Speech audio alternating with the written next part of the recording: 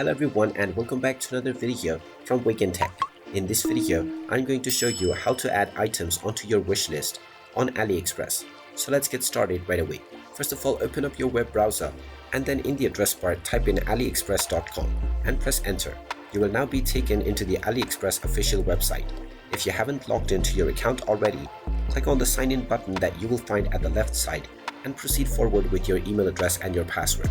Once you are logged in and taken into the homepage, you will be able to browse through the various products that you can buy from AliExpress. Now, when you come across any product that you are interested in, you can click on it to see the details, and you can also click on View Details button to see further details. Now, if you wish to add this product into your wish list, then simply click on the heart icon underneath the Add to Cart button, and now this product has been added to your wish list.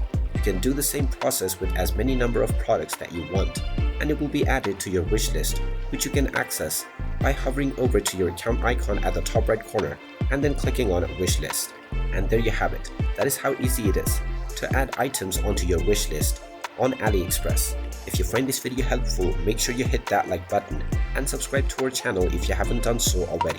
Also ring that notification bell to never miss another update from us. Thank you for watching and I will see you again in the next video.